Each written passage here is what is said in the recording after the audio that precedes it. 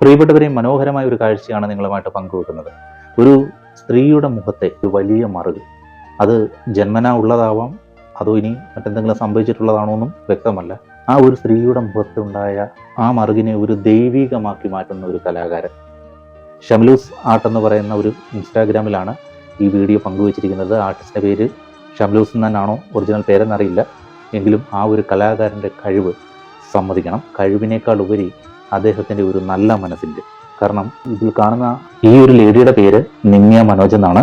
ആ നിമ്യ ചെയ്ത ഒരു ഫോട്ടോഷൂട്ടിലെ ഒരു ഫോട്ടോ എടുത്താണ് ഈ ഒരു കലാകാരൻ അതിൽ മനോഹരമായി ആ ഒരു മറുകിൽ ഡിജിറ്റൽ ആർട്ടിൽ കൂടെ സാക്ഷാൽ മഹാദേവനെ വരച്ചിരിക്കുന്നത്.